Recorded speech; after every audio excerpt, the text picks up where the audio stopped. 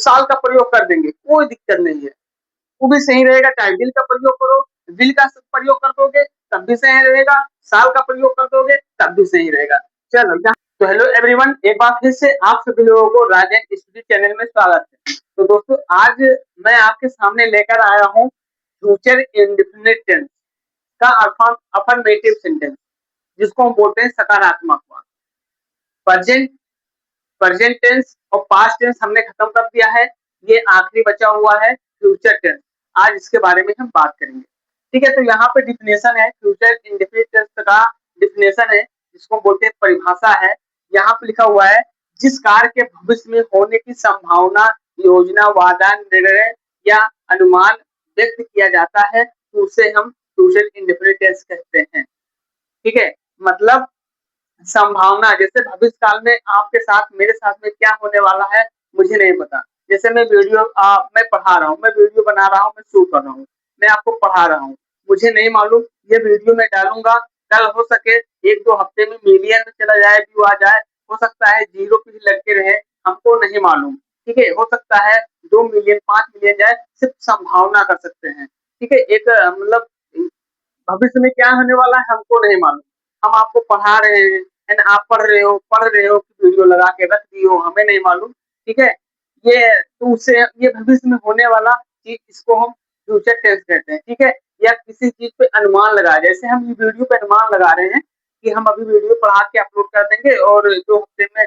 5 million, 10 million, 50 million view चला जाए, हम अनुमान लगा सकते हैं, कुछ नहीं कर सकते ना, तो उसे हम क्या कहते हैं, फ्यूचर इंडेफिनिट टेंस कहते हैं। ठीक है, इसका पहचान है, जैसे कैसे पहचानेंगे कि ये फ्यूचर टेंस का है, तो जैसे जिस वाक्य या मतलब जिसके साथ में लास्ट में दा, दी, के आदि शब्द आवे, तो उसे हम फ्यूचर इंडेफिनिट टेंस कहते हैं। जैसे मैं जाऊंगा, ठीक है, वो खाना खाएगी, है ना, दी, के आदि शब्द लास्ट में आता है, तो उसे हम क्या कहते हैं, फ्यूचर इंडेफिनिट टेंस कहते हैं। इसका पहचान है, जैसे विल, साल का प्रयोग होता है ना, तो साल का प्रयोग हम आई भी के साथ करते हैं, वो भी परंपरागत करते हैं। ठीक है, और जो विल है ना, बी, जो विल है, इसका प्रयोग सभी सब्जेक्ट के साथ में अक्सर ये हमेशा होता रहता है। ठीक है, ये हमेशा होता रहता है, जैसे इट, आई, नेम, है ना, ये सब, जैसे इट मतलब जब, या सी मतलब वह, लड़की, लड़का, है ना, या ये सबके साथ में विल का प्रयोग हमेशा होता रहता है। और साल का प्रयोग हम आई डी के साथ में करते हैं, वो भी परंपरागत। ज्यादातर तो अक्सर विल का ही प्रयोग होता है, ये समझने वाली बात है भाई। ठीक है, अब यहाँ पे अब हम आपके सामने लेते हैं इसका फार्मूला। ठीक है, ये हमने आपको बता दिया है, अब हम आपके सामने लेते हैं फार्मूला। ठीक है, फार्मूला भैया,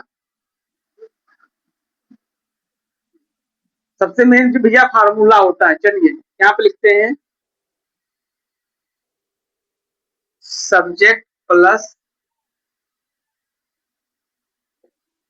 विल, फिर रहेगा साल, प्लस वर्ब रहेगा भैया, वर्ब का भैया फर्स्ट फॉर्म रहेगा। ठीक है, वर्ब का फर्स्ट फॉर्म, ये चीज याद रखना। ठीक है, प्लस यहाँ पे ऑब्जेक्ट हो जाएगा भैया, और कुछ नहीं। ठीक है, ऑब्जेक्ट प्लस ईसीटी याद कर दो, यहाँ पे ईसीटी।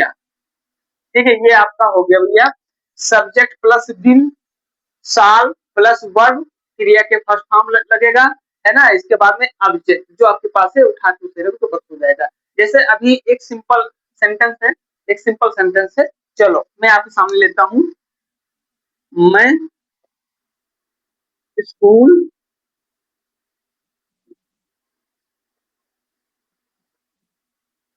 ठीक है, मैं स्कूल जाऊंगा, मैं स्कूल जाऊंगा। ठीक है, मैं स्कूल जाऊंगा। तो अब हम क्या करेंगे, इसके साथ में अब हमको सेंटेंस कैसे बनाना है, सबसे पहले इसको लेंगे, सब्जेक्ट क्या है, मैं है, तो मैं की अंग्रेजी हो जाएगा आई, इसके बाद में लगेगा विल, तो यहाँ पे हम विल का प्रयोग करेंगे। ठीक है, इसके आई विल, इसके बाद में क्या है, वर्ब है, वर्ब जाऊंगा, है ना, तो इसका फर्स्ट फॉर्म रहेगा, तो हम लिख देंगे go to school, object school है, तो हम स्कूल कर देंगे इससे। ठीक है, I will go to school, मैं स्कूल जाऊंगा। ठीक है, ये सिंपल सेंटेंस आपका बनके कंप्लीट हो गया। अब एक सेंटेंस आपके सामने और लेते हैं, चलिए इसको निकालते हैं। चलो एक सेंटेंस है यहाँ पे, बच्चे पार्क में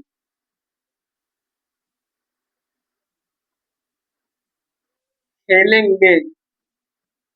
ठीक है, बच्चे पार्क में खेलेंगे, बच्चे पार्क में खेलेंगे। अब देखो इसको कैसे बनाएंगे। देखिए सब्जेक्ट क्या है, बच्चे हैं, तो हम यहाँ पे सबसे पहले द का प्रयोग करेंगे, द चिल्ड्रेन। ठीक है, द चिल्ड्रेन, यहाँ पे बच्चे हैं, है ना, बच्चे हैं मतलब बहुत सारे बच्चे हैं, तो चिल्ड्रेन हो जाएगा। अगर एक बच्चा होता तो बॉय लिखते। ठीक है, तो द चिल्ड्रेन। ठीक है, इसके बाद में क्या है, विल का प्रयोग करेंगे। ठीक है, देखिए साल का प्रयोग जब होगा, हमने आपसे बता दिया है, जब साल का प्रयोग परंपरागत के अंतर्गत होगा, है ना। साल का प्रयोग जैसे बी आई, है ना, इसके साथ में हम करेंगे। ठीक है, और वो परंपरागत होता है, सभी के साथ में साल का प्रयोग नहीं होता है। और विल का प्रयोग, ये सारे सब्जेक्ट के साथ में विल का प्रयोग अधिकतर होता है। ठीक है, तो द चिल्ड्रेन विल। ठीक है, इसके बाद में क्या है, खेलेंगे, तो क्या हो जाएगा, यहाँ पे लिखो खेलेंगे। खेलना क्या है, क्या होता है, प्ले फर्स्ट फॉर्म लगेगा ना, फर्स्ट फॉर्म लगाओ यहाँ, लिखो प्ले। ठीक है, कहाँ खेलेंगे, पार्क में, पार्क में है। अगर में नहीं होता, सिर्फ पार्क होता तो हम क्या पार्क लिख देते, लेकिन लिखा है पार्क में, मतलब पार्क के अंदर, तो हम लिखेंगे इन मतलब अंदर हो जाएगा, इन द पार्क। ठीक है, ये हो गया, the children will play in the park. ठीक है, बच्चे पार्क में खेलेंगे। ठीक है, अब आपके सामने एक सेंटेंस और है, चलो उसको निकालते हैं। ये डिफरेंस का अफर्मेटिव सेंटेंस है, बहुत सिंपल है। मैं ये फार्मूला होता नहीं है, बस एक बार फार्मूला समझ जाओ और ये परिभाषा डिफरेंस समझ जाओ, बस हो गया। चलो यहाँ पे लिखेंगे, राम बाजार जाएगा। ठीक है, राम बाजार जाएगा, राम बाजार जाएगा, बड़ा छोटा सा सिंपल है, कुछ नहीं करना भैया। यहाँ पे लिखो राम, डायरेक्ट लिखो, सब्जेक्ट क्या है, राम है, यहाँ पे विल का प्रयोग करो भैया। इसके बाद में जाएगा, गो टू लगाओ भैया, यहाँ पे लिखो मार्केट। ये बहुत सिंपल है भैया, इसमें कुछ नहीं करना है, Ram will go to market, कुछ नहीं करना है, तो उठा उठा के रख दो भाई, कुछ नहीं, मेन की फार्मूला है। चलो आपके सामने एक सेंटेंस और लेते हैं। ठीक है, हम हम दिल्ली जाएंगे। ठीक है, हम दिल्ली जाएंगे, अब इसमें हम साल का प्रयोग कर देंगे, कोई दिक्कत नहीं है, वो भी सही रहेगा। चाहे विल का प्रयोग करो, विल का प्रयोग कर दोगे तब भी सही रहेगा, साल का प्रयोग कर दोगे तब भी सही रहेगा। चलो यहाँ पे लिखते हैं, सब्जेक्ट क्या है, हम है, तो हम का अंग्रेजी क्या होगा, वी। ठीक है, वी, हम साल का प्रयोग कर लेते हैं, लेकिन साल का प्रयोग तभी होगा, एक चीज याद रखना, साल का प्रयोग तभी होगा जब वी आई दे और उसका सेंटेंस बनेगा तब। ठीक है, हम तो आपको सिर्फ ऐसे बता रहे हैं। ठीक है, अगर आप साल कर दोगे तो भी सही रहेगा, अगर विल कर दोगे तो भी सही रहेगा, वैसे यहाँ पे विल होना चाहिए, लेकिन हम आपको सिर्फ समझा रहे हैं।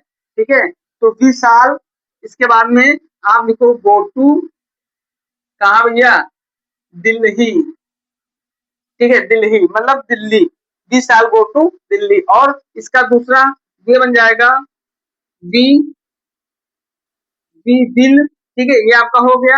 वर्ब क्या है, जाएंगे, तो हम लिखेंगे गो, और टू क्या हो जाएगा, दिल्ली। ठीक है, ये दोनों में दोनों सही है, कोई गलत नहीं है। ठीक है, दोनों का दोनों सही है। ठीक है, तो भैया ऐसे फ्यूचर इंडिपेंडेंस का अफर्मेटिव सेंटेंस ऐसे बनता है, मेन चीज फार्मूला होता है, फार्मूला होता है, फार्मूला अगर मालूम है तो आप बना लोगे। चलो यहाँ पे एक और सेंटेंस है,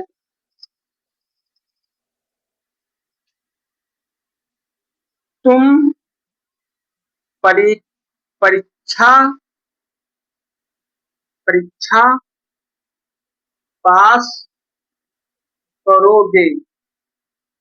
ठीक है, तुम परीक्षा पास करोगे, तुम परीक्षा पास करोगे। अब इसका बनाओ, सब्जेक्ट क्या है, यू, तो लिखो तुम, तो लिखो यू, यू हो जाएगा, तुम का यू हो जाएगा। विल का प्रयोग करो यहाँ पे, ठीक है, यू विल। इसके बाद में क्या है, वर्ब क्या है, पास, तो यहाँ पे लिखो you will the pass, you will the pass. क्या है भैया, इसके बाद में ऑब्जेक्ट क्या है, परीक्षा, तो sorry, you will pass the exam, ये यहाँ रहेगा और एग्जाम यहाँ कर दो। ये हो गया भैया, you will pass the exam, तुम परीक्षा परीक्षा पास करोगे। तो ऐसे सेंटेंस बनाया था, बड़ा सिंपल सिंपल सेंटेंस। ठीक है, चलो एक सेंटेंस आपके सामने और ले लेते हैं, छोटा सा, ज्यादा बड़ा नहीं, छोटा ही लेंगे। वे लखनऊ जाएंगे। ठीक है, वे लखनऊ जाएंगे, सब्जेक्ट क्या है, दे है, तो यहाँ पे वे की अंग्रेजी दे हो जाएगा। विल का प्रयोग करो यहाँ पे भैया, विल हो जाएगा, गो टू करो भैया, गो टू यहाँ पे लिख दो लखनऊ, LOUCK, ठीक है, LUCKNOW, लखनऊ, यानी तो they will go to Lucknow. ठीक है, वे लखनऊ जाएंगे। तो भैया ये रहा आपके सामने फ्यूचर इंडेफिनिट टेंस का अफर्मेटिव सेंटेंस हमने बता दिया है, और निगेटिव और इंट्रोनेगेटिव और निगेटिव इंट्रोनेगेटिव कल वाले हम वीडियो में बताएंगे। ठीक है भैया, और हम वीडियो में बनाए तो लंबा हो जाएगा, इसलिए छोटा छोटा वीडियो आपको हम दे रहे हैं। ठीक है, तो भैया ये रहा आपके सामने फ्यूचर इंडेफिनिट टेंस का अफर्मेटिव सेंटेंस। ठीक है भैया, तो ऐसे बनाया जाता है, आप इसका कॉन्सेप्ट समझो, इसका फार्मूला देखो, डिफिनेशन पढ़ लो, ठीक है थोड़ा, और आपको समझ में आ जाएगा। मेन चीज का भैया फार्मूला होता है, फार्मूला अगर पता हो गया तो आप आके ऐसे ढक लोगे, बनाते चले जाओगे। ठीक है, तो चलिए भैया ठीक है, हम मिलते हैं आपको कल वाले वीडियो में। ठीक है, फ्यूचर इंडेफिनिट जो टेंस है इसका निगेटिव और इंट्रोनेगेटिव सेंटेंस के साथ में। तब तक मुझे दीजिए इजाजत। जय हिंद, जय भारत।